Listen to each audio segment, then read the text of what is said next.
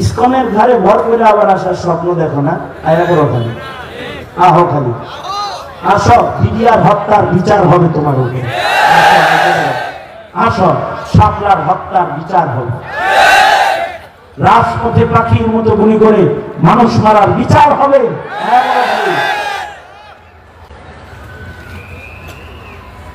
মানুষ অত সক্ষম না, মানুষ সব অক্ষম। সক্ষম কে? সুতরাং তার কাছে যদি রোগী দেখে কেউ দোয়া করে, তিনি সুস্থ করতে পারে কি পারে না? আল্লাহ রাসূল বলেন, এই দোয়া যদি কেউ 7 বার পড়ে, তাহলে কপালে যদি মরণ না থাকে তো আল্লাহ তাআলা সুস্থ করে দিবেন। তার মানে পড়নেওয়ালা ইয়াকিন সহ পড়তে হইব, শুননেওয়ালা ইয়াকিন সহ শুনতে হইব, আর ইয়াকিনের সাথে আমিন বলতে হইব। দোয়াটা আমি পড়ি, আপনারা আমার সাথে বলেন, আসআলুল্লাহাল আযীম রব্বাল আরশিল আযীম আইয়াশফিয়াক, আসআলুল্লাহাল আযীম রব্বাল আরশিল আযীম আইয়াশফিয়াক। 7 বার পড়বি, রোগী দেখে 7 বার পড়বি, আর রোগীও আশপাশে যারা দাঁড়ানো তারা আমিন বলবে। কপালে যদি সুস্থতা থাকে তো আল্লাহ তাআলা ওষুধ ছাড়াও তাকে সুস্থ করে দিবে। পারেন আল্লাহ? এই বুজুর্গ এই ভিক্ষুকরে ইয়াদাত করলেন, দোয়া কালাম পড়লেন, কিন্তু আসলে তার মরণ কাছায় গেছে। ভিক্ষুকটা এটা নবীর লোকটা কি বলে, ভাই চলে যাবেন না, একটা কথা শুনে যান। এই দুনিয়াতে আপনজন বলতে আমার কেউ নাই, আমার ভাই নাই, আমার বাবা মা নাই, আমার সন্তান নাই, আমি একা একজন মানুষ। জমিনে আমার আপনজন বলতে কেউ নাই। 5 দিন আপনার বাড়ি ভিক্ষা আনতে যাই নাই, আর আপনি আমার টাকা আমার ঘরে দিতে এসেছেন। জমিনে আমার হিসাব আপনার চাইতে আপন আমার আর কেউ না। আপনি আমাকে ভালোবাসেন। মরণকালে মানুষের মনের আবেগ, তার আপনজন যেন তাকে কবরে নামায়। আপনজন যদি কাউকে কবরে নামায়, চোখের পানি সহ নামায়, আবেগ সহ নামায়। আবেগ দেখলে আল্লাহ তাআলা মাফ করে দেন। আমার কোন আপনজন নাই, আপনি আমার আপনজন, তাই আপনার হাত ধরে আমি বলি, আমার মন বলে আমি বাঁচবো না। সুতরাং আমি যদি মরে যাই, আপনার কাছে আমার দাবি হলো, আমার গোসলটা আপনি আপনার হাতে দিবেন, আমার কাফনটা আপনি পড়াইবেন, আমাকে নিজের হাতে আপনি আদর করে কবরে রাখবেন, যেন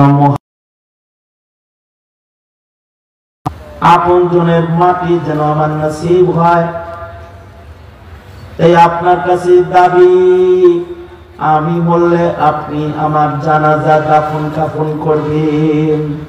ওয়াদা করেন। হযরত থানভী রাহমাতুল্লাহ আলাইহি এই লোক ওয়াদা দিচ্ছে। ওয়াদা দিয়ে বাড়িও গেছে, ওই রাত্রি ভিক্ষুক মারাও গেছে। সকাল বেলায় ভিক্ষুকের জানাজা পড়ার জন্য দাফন কাফন করতে এই দানবীর লোকটা আসছে। নিজের হাতে তাকে গোসল দিছে, কাফন পড়াইছে, জানাজা নিয়তি করছে, নিজের হাতে তাকে কবরে নামাইছে। ভালো মানুষের হাতে দাফন করা এটাও একটা নসিবের কথা।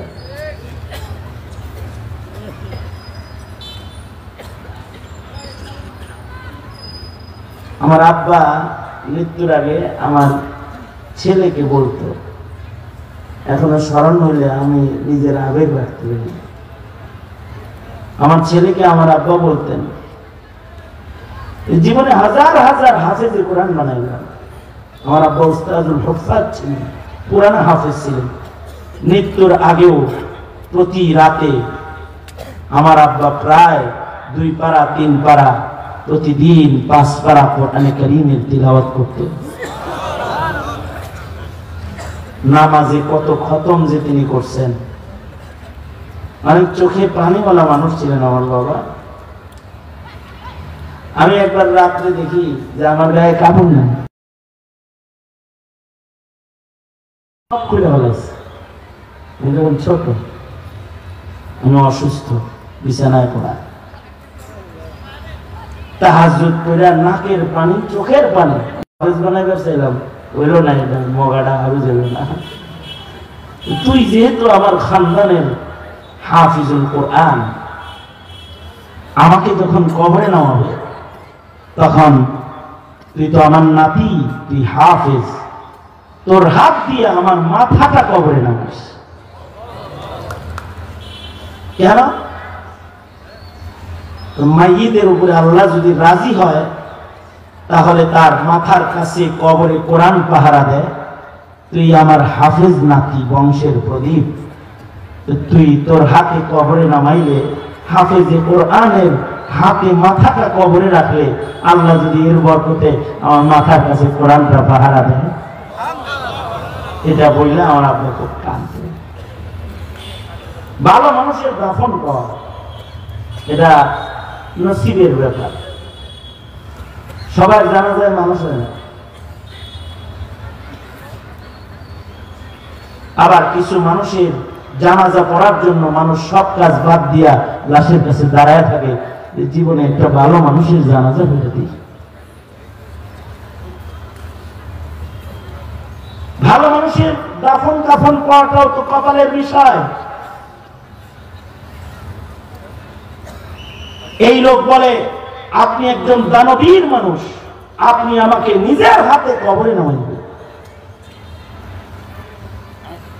নিজের হাতে কবরে নামাইছে, কিন্তু হযরত থানবী বলেন কবরে যখন লাশ নামাইতেছে তখন অসতর্ক অবস্থায় তার পকেটের একটা সরকারি কাগজ কবরের ভিতরে পড়ে গেছে দাফন করার সময়, কিন্তু সে এটা বুঝে নাই যেটা পড়ছে।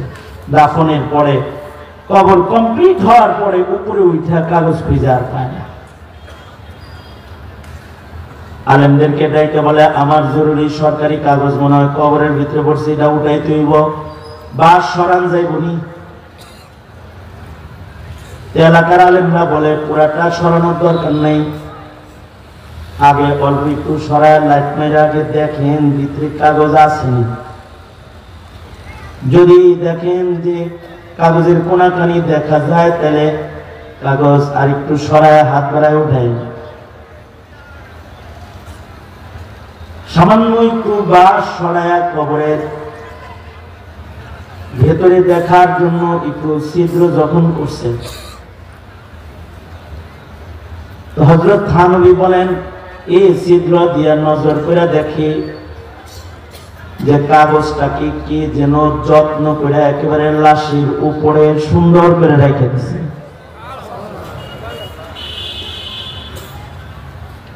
বাস আর সরানোর জরুরত মনে না করে ছিদ্র দিয়ে হাত ঢুকায় দিছে, কাছাকাছি দেখা যায়। কাগজটা যখন উঠাইতেছে শাহাদাত অঙ্গুলির ভেতরে বাঁশের আঁচড় লেগে কেটে গেছে, কিন্তু আশ্চর্য এই কাটা জায়গার জ্বলনটা আর 1 মাস 2 মাস 3 মাস 6 মাস হয়ে যায়, ভালো হয় না। পানির ভেতরে হাত ঢুকায় রাখলে একটু আরাম লাগে, বাইরে আনলি হাতের ভেতরে জ্বালা পোড়া শুরু হয়ে যায়। মহল্লার লোকেরা বলে ও সত্যি তোমার এটা ভালো হইতেছে না। জমানার বুজুর্গের নাম আব্দুল আজিজ মুহাদ্দিসে দেহলভী রহমাতুল্লাহ আলাইহি। তুমি আব্দুল আজিজ মুহাদ্দিসে দেহলভীর কাছে যাও, তাকে দিয়ে একটু দোয়া করো, হইতে পারে যে দোয়ার বরকতে এটা ভালো হয়ে যাবে। লোকটা সফর করে মুহাদ্দিসে দেহলভীর বাড়িতে চলে গেছে। মুহাদ্দিসে দেহলভীর বাড়িতে যায়, দেখে দেহলভী হাদিস পড়াইতেছে। যা বলে, আল্লাহর বলি এমন এমন এমন ভাবে আমার হাতের আঙ্গুলের ভেতরে আতর লেগেছে, বাঁশের এর জ্বলন আমার ভালো হয় না, আপনি দোয়া করে দেন। আপনি বুজুর্গ আল্লাহ ওয়ালা, আপনি যদি দোয়া করে দেন আমার মন বলে এটা ভালো আছে, এই সফর করে আপনার কাছে আসছি। কিন্তু আব্দুল আজিজ মুহাদ্দিসে দেহলভী বলে, তুমি যে কবরে হাত ঢুকাইছিলে এই কবরে আল্লাহ তাআলা অল্প সময়ের জন্য যাওয়ার সাথে সাথে মাইয়িতকে একটা আযাব দিছে। সেই আযাবের আসর বাঁশের ভেতরে লেগেছে। হাত ঢুকায় কাগজ বের করার সময় আঁচল লেগে দোজকের আযাবের আসর তোমার আঙ্গুলিতে লেগে গেছে। তোমার এই অসুখ মরণের আগে আর ভালো হবে না। এই কথা বলার সাথে সাথে এই আল্লাহর বান্দা চোখের পানি ফেলে হাউমাউ কান্না শুরু করে দিছে। কান্দে আর কয়, হাতের আঙ্গুলির এই আতরের জ্বলন ভালো আমার নাই হইল, কিন্তু আমি তো চিন্তায় আছি। যে কবরে আযাব হয়েছে ওই কবরের বাঁশের আতরের জ্বলন যদি এত ভয়ঙ্কর হয়, তাহলে যে কবরে আযাব হবে সেটা কত ভয়ঙ্কর। আর দোজকের আগুনের ভেতরে যদি হাসরে আল্লাহ নিক্ষেপ করে, দোজকের আগুন কত ভয়ঙ্কর হবে। এই লোকটা হাউমাউ করে কাঁদতেছে, তার কান্নার বন্ধ হয় না। চোখের পানি দর দর করে ছড়ায় ছড়ায় পড়তেছে। আঙ্গুলির জ্বলনে নয়, দোজকের ভয়ে চোখের পানি পড়তেছে। হাই, জাহান্নামের আগুনে যদি পতিত হই কেমনে থাকবো? হাই, আমার কবরে যদি আযাব হয় আমার কি হবে? এই ভয়ে যখন চোখের পানি গড়ায় গড়ায় পড়তেছে, মুহাদ্দিসে দেহলভী সাথে সাথে হাত দিয়া এই বান্দার চোখের পানিগুলো মুছে তার হাতটা কান দিয়া ধইরা তার চোখের পানি এই জ্বলনের জায়গায় লাগাই দিছে। লাগাইতে দেরি হয়েছে, সাথে সাথে অসুখ ভালো হইতে আর দেরি হয় নাই। মুহাদ্দিসে দেহলভী বলে, এই আমার ছাত্ররা, এই যে এই লোকের হাত ভালো হইলো, এটা কি তোমরা আমার কারামত মনে করবা না? এইটা কিন্তু আমার কারামত নয়, এটা হলো তার চোখের পানির কারামত। কারণ বান্দার চোখের পানি দোজকের আগুন নিভানোর যোগ্যতা রাখে। তাই জাহান্নামের ভয়ে যখন সে কান্না করছে, তার চোখের পানি তো খোদার দোজক নিভাইবে। আমি তার চোখের পানিটা কবরের আযাবের আতরের জায়গায় লাগাইছি, আমার ইয়াকিন এটা তো ভালো হবে। এজন্য তার চোখের পানিকে তার রোগের ঔষধ বানাইছি। দোজকের আগুন ভয়ঙ্কর আগুন, ওই আগুনে কিন্তু এক সেকেন্ড থাকা আমাদের জন্য সম্ভব নয়। কেউ যদি নামাজ না পড়ে, কেউ যদি রোজা না রাখে, কেউ যদি ইসলাম না মানে, তাহলে তাকে তো দোজকের আগুনে ফেলবে। তবে কেউ যদি লা ইলাহা ইল্লাল্লাহ এর আদর্শকে রক্ষা করে কবরে যায়, তাহলে সে দোজকে গেলেও কালিমার আদর্শ রক্ষা করলে আল্লাহ তাকে দোজক থেকে বের করে হলেও আল্লাহ তাকে একদিন জান্নাত দান করবে। নবী বলেন সবার পরে যে কালিমাওয়ালা জান্নাতে যাবে তার জান্নাত হবে এমন পৃথিবীর 10 পৃথিবীর সমান।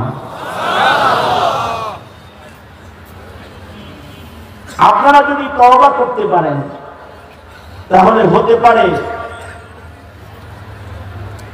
আজকের মাহফিলের তওবাও আপনার জান্নাতের কারণ হবে। কারণ এক হাদিসে আছে আল্লাহর রাসূল বলেন যাদের মুখে আছে লা ইলাহা ইল্লাল্লাহ তাদেরকে আল্লাহ তাআলা বাহানা বের করে করে তাদের maaf করবে। আল্লাহু আকবার জোরে বলেন, বাহানা বের করে করে তাদের maaf করবে। এইটা বুঝাইতে যে আল্লাহর রাসূল বলেন, সহিহ হাদিসের বর্ণনা আল্লাহর রাসূল বলেন হাসরের মাঠে দুই কালিমাওয়ালা যাদের কোনো নেকি নাই দুইজনকে আল্লাহ তাআলা দুজকে যাইতে নির্দেশ করবেন, যাও তোমরা কালিমাওয়ালা কিন্তু ইবাদত করো নাই, যাও দুজকে চলে যাও। হাদিসে আল্লাহর রাসূল বলেন দুজন দুজকের দিকে যাইতে থাকবে, কিন্তু এই দুইজনের একজন বারবার আল্লাহর দিকে ফিরা ফিরা চাইতে থাকবে। আল্লাহ তাআলা তাকে বলবেন এই কালিমাওয়ালা দুজকে যাও কিন্তু ফিরা ফিরা আমার দিকে কেন চাও? বান্দা তখন বলবে আল্লাহ আলেমদের মুখে ওয়াজে শুনেছি তোমার রহমত অনেক বড়, দোজখের দিকে যাই কিন্তু ফিরা ফিরা তোমার দিকে, তোমার রহমত পাওয়ার আশায় তোমার দিকে তাকাই, ফিরা ফিরা চাই, দয়া করে তুমি যদি আবার রহমত দান করো তাই তোমার দিকে তাকাই। আল্লাহর রাসূল বলেন লা ইলাহা ইল্লাল্লাহ কালিমার এত দাম। আল্লাহ তাআলা এই বান্দাকে তখন বলবে তুই কালেমাওয়ালা মুমিন, তাই আজকে তোর রহমতের আশা করার এই আমলটা আমার কাছে ভালো লাগছে। তুই যে আমার রহমতের আশা করস, তুই যে আমার রহমতের উপরে ঈমান রাখস, এই রহমতের ঈমান রাখার কারণে আমি আল্লাহ খুশি হয়ে গেলাম, তোকে দোজখের আগুন মাফ করে দিলাম। যারে বান্দা যা তোকে সোজা জান্নাত দান করলাম। কালিমাওয়ালা যারা ওয়াজ মাহফিলে বসে আল্লাহর রাসূল সহিহ হাদিসে বলেন তাদের এই বসার ইমানটা আল্লাহর কাছে অনেক পছন্দের। আল্লাহ তাআলা নিজেই ফেরেশতাদের সাক্ষী রেখে বলেন ওরা বসছে তো আমাকে পাইতে চায়, তোমরা সাক্ষী থাকো, আমি ওদের হয়ে গেলাম, ওদের গুনাহ মাফ করে দিলাম, ওদের দোজখ থেকে নাম কেটে দিলাম, ওদের সবার নাম জান্নাতীদের খাতায় উঠায়া দিলাম। আল্লাহু আকবার কাবীরা। কালিমা ওয়ালার কালিমার অনেক দাম। আল্লাহর রাসূল বলেন এই দুই লোকের ভিতরে আরেকজন দোজখের দিকে যাইতে থাকবে, সে পেছনের দিকে তাকাইবে না। দোজখের গেটের কাছে তাকে ফেরেশতারা নিয়ে গেলে আল্লাহ তাআলা ফেরেশতাদেরকে বলবেন ফেরেশতারা আমার বান্দাকে আমার দিকে ফিরাও, ও কালিমাওয়ালা ওকে আমার দিকে ফিরাও, আমি ওর সাথে কথা বলবো। ফেরেশতারা বান্দাটাকে আল্লাহর দিকে ফিরাবে। আল্লাহ তাআলা বান্দাকে বলবে বান্দা দোজখে যাইতে বললাম আর দোজখের দিকে যাইতাছো, তোমার পাশের লোক ফিরে ফিরে চাইলো, তাকে মাফ করলাম, তুমি একটু চাইলাও না, কেন আমার দিকে তাকালে না? বান্দা তখন বলবে আল্লাহ দুনিয়ায় তোমার কোনো আদেশ আমি মানি নাই, নামাজ পড়তে বলেছো পড়ি নাই, রোজা রাখতে বলেছো রাখি নাই, শরীয়তের আদেশ অমান্য করেছি, তোমার হুকুমকে দুনিয়াতে বরবাদ করেছি, পালন করি নাই। আজকে কোটি কোটি মানুষের সামনে তুমি আমাকে দোজখে যাইতে আদেশ করেছ। আজকে তোমার এই আদেশটা আমি পালন করতেছি, যেন তোমার বান্দা হিসেবে নিজের দাবি করা যায়। আজকের আদেশটা কমাস কম লঙ্ঘন না হয়, তোমার আদেশ পালন করার জন্য আমি দোজখমুখী হচ্ছি। আল্লাহ বলবেন, বান্দা, আমার আদেশের এতটুকু মূল্য তোর কাছে যেহেতু আছে, তোর উপরে আমি খুশি হয়ে গেলাম। যা, তোকেও জাহান্নাম মাফ করে তোকে জান্নাত দিয়ে দিলাম। কালিমা ওয়ালা লা ইলাহা ইল্লাল্লাহ, যার মুখে আছে লা ইলাহা ইল্লাল্লাহ। এত বড় ক্ষতি আমাদের দেশে বিজাতিরা আমাদের করেছে। আমাদের সন্তানের মুখের এই কালিমাটাও ওরা কেড়ে নিয়েছে। আমি তো প্রকাশ্যে হাজার জনতার সামনে, ক্যামেরার সামনে চ্যালেঞ্জ করে বলছি, আমার মুসলিম দেশের মুসলিম সন্তানেরা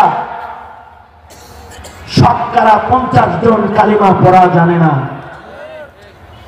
প্রকাশ্যে বলছি, যদি বিশ্বাস না হয় তুমি কাউকে চেক করো, দেখবা কালিমার উচ্চারণ তার নাই, অথচ লক্ষ লক্ষ নবী দিয়ে আল্লাহ কালিমা পড়াইছে, লা ইলাহা ইল্লাল্লাহ, এটা পড়াইছে। এটাও করতে পারে না, অথচ তারা মুসলমান।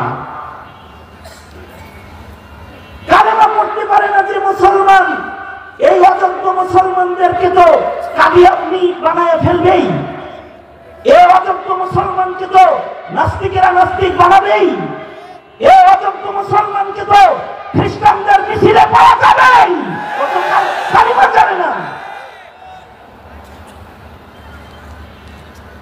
কত ভারতের দালাল হয়ে মুসলমানের মাটিতে আল্লাহ বিরোধী একত্ববাদ বিরুদ্ধের শক্তির সাথে ও হাত মিলাবে। ও তো কালিমা পড়া জানে না, অথচ 100 লক্ষ নবীর দাওয়াত হলো লা ইলাহা ইল্লাল্লাহ। আমাদের নবীর দাওয়াত লা ইলাহা ইল্লাল্লাহ। নিজের সন্তানকে প্রথম শব্দ শিখানো লা ইলাহা ইল্লাল্লাহ। এটা মুসলমানের ঘরের একটা কাম, কারণ লক্ষ লক্ষ নবী দিয়ে এই কাম আল্লাহ করাইছেন। সুতরাং তুমি তোমার সন্তানকে যদি কালিমাটা না শিখায় থাকো, তোমার ছোট ভাই যদি কালিমা না জানে, মুরব্বী আপনার নাতি যদি কালিমা না জানে, আপনার নাতিনটার মুখে কথা ফুটেছে কিন্তু কালিমা যদি না ফুটে থাকে, ওরে কালিমা ফুটান। কালিমার এত দাম, কানের ভেতরে যদি জন্মের সাথে সাথে কালিমা পড়া হয়, আযান দেওয়া হয়, আশহাদু আল্লা ইলাহা ইল্লাল্লাহ, আশহাদু আন্না মুহাম্মাদার রাসূলুল্লাহ, যদি কানের ভেতরে যদি প্রথম কথা কালিমার আওয়াজ, আযানের আওয়াজগুলো দেওয়া হয়, তাফসীরে হাসান বসরিতে হাসানুল বসরি লিখেছেন, যাদের কানে আযানের কালিমাগুলা উচ্চারণ করা হয় জন্মের সাথে সাথে অন্য আওয়াজ ঢোকার আগে কালিমার আওয়াজ যদি কানে ঢুকানো হয়, সুবহানাল্লাহ বলার লাগে ভিডিও বহেন, আগেই বলেন না, খবরটা দিয়ে লই। হাসান বসরি বলেন, ডান কানে বাম কানে কালিমার আওয়াজ হওয়ার সাথে সাথে মহান আল্লাহ নিজের দায়িত্বে এই বান্দার কলবের ভেতরে আল্লাহ তাআলা কালিমা লিখে দেয়। এখনকার মুসলমানের কানে আযান হয় না। আমি আপনাদেরকে আশ্চর্য কথা শোনাই, আমার কাছে এক বাচ্চা লয়ে এসে, এটার বয়স কমপক্ষে 6 মাস অথবা 5 মাস হবে। আমারে আয়া কয়, হুজুর তাহনিক করে দেন। আমি তো মনে মনে খুশি হয়েছি, কিরে মুসলমানের ঘরের বাচ্চা তাহনিকের সুন্নতের উপরে আমলে এত গুরুত্ব তার। আমি তাহনিক করে দিছি। তাহনিকের পরে আমার কয়েকটি হুজুর আজানটা দিয়ে দেন। আমি আসমান দিয়ে জমিনে বসে কয় কি এটা 5 মাসের বাচ্চার আজান দিয়ে দেন। আমি কই কেন? ওর কানে আজানের সময় দেন নাই। এটা ওর পরে 15 দিন হুজুর আইসিউর ভিতরে ছিল। আমি তাই কিনেছি। তাহলে 15 দিন পরে যখন আইসিইউ থেকে বের করছেন তখন দিতেন। ওই ভুলে গেছে। এখন মনে হলো কেমনি? ওর মা মনে করাই দিচ্ছে, আপনি বাপ, আপনার কারো নাই না হুজুর। এই তো হালা। ইসকনে গাইলাও আর কাদিয়ানি করে গাইলে কি করবে? নিজেরা গালি দাও। তুমি তোমার ছেলেকে কালিমা শিখাও না, আযান শিখাও না, সূরা ফাতিহা তেলাওয়াত করা শিক্ষা দাও নাই। লজ্জা থাকা দরকার। তুমি মুসলমান, তুমি তো শিক্ষা দাও নাই। নিজের ছেলেরে এতক্ষণ শিক্ষাও দাও না। আরিজা ফেরি পার হইতেছি ফরিদপুরে আমার মাহফিল। ফেরির ছাদের উপরে কিন্তু নামাজের জায়গা আছে। আসরের নামাজ পড়ার জন্য উপরে উঠছি। কিছু ছেলেগুলো আছে আমার ভক্ত, এটা আমাদের দেখে তো চিনে আলাইছে। এখন হুজুর মজা ঠিক মজা করতেছে, অনলাইনে ওয়াজ করে শুনে। তোমরা তোমার ভক্তকে এনেছি। আমি আবার দেখছি বিড়ি ফালাইতেছে, নৌকা বিড়ি খাইতেছে। বিড়ি আমার দেখে ফালাই দিছে পানিতে, দেখছি। আমি বললাম যে আসর করছ না হুজুর? তোমরা আমার ভক্ত, আমিও তোমাদের ভক্ত। একটা দলিল অন্তিত রাখি, একসাথে নমাজটা পড়ি। আমি বইয়া থাকি, তোমরা একটু কষ্ট করে অজু করে আসো। জমাতের সাথে তোমাদের সাথে নদীর উপরে নামাজটা পড়ি। পানি সাক্ষী দিবে যে তোমরা আমার মুসল্লি। একসাথে নমাজ পড়লাম। গেছি না, অজু করতে গেছে। অজু টজু করে আইসে। আসার পরে আমি বললাম একামত দাও। আমি তো কেবলার দিকে ফিরছি। ও মা, পিছন দিয়ে কোনো আওয়াজ নেই। তখন করে আমি পিছনে তাকাইছি। তাকাই বললাম কিয়া একামত দেও না যে? একটা আরেকটা ধাক্কা দেখ, কি যে একজন আর একজন সমানে ধাক্কা ধাক্কি করতেছে, কেউ একামত দেয় না। আরে সাহস করে একজন দেও তো। এর ভিতরে একটা একটু দুষ্ট টাইপের করে হুজুর আপনি দেন। না হুজুর দেন, আপনি দেন। আমি দেবো কেন? হুজুর সৌদি আরবে ইমাম সাহেব একামত দেয় তো। আমি তাহলে তুই সৌদি আরব থাকস? জি হুজুর। তুই সৌদি আরব থাকস, তোর তো তাইলে আরবির সাথে একটা খাতির আছে, তুই দে। হুজুর আমি আরবিটা পারি, বাংলাটা পারি না। আমি বাংলায় দিতে কইছি তোরে, এখন তো আরবিতেই দে। আরবিতেই দে না হুজুর, এই বাংলাটা আমার বেশ লাগে। বাংলাদেশের একামত আমি পারি না। আমি কেন সৌদি আরবটা পারি? সৌদি আরবটা তো একবার দেয়, ওইটা সহজ। হাইয়া আলাস সালাহ, হাইয়া আলাল ফালাহ, কদ কামাতিস সালাহ, আল্লাহু আকবার, আল্লাহু আকবার, লা ইলাহা ইল্লাল্লাহ।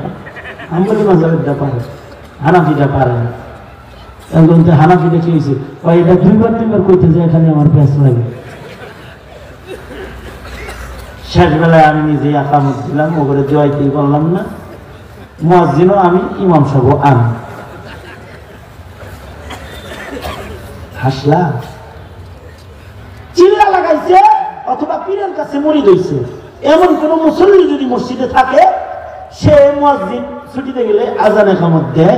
তাছাড়া বাকিগুলা আগ করে চায় থাকে, আজান একামতও দিতে পারে না।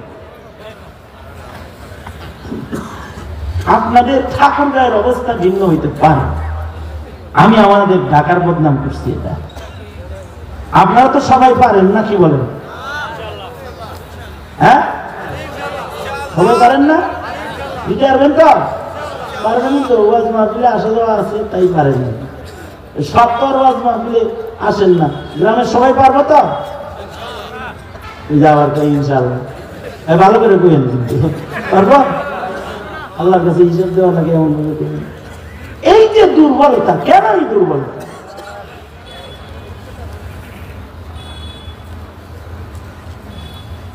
বিগত দিনে 16 বছর আওয়ামী লীগ আমাদের মক্তব মাদ্রাসারে কানা করে রেখে গেছে।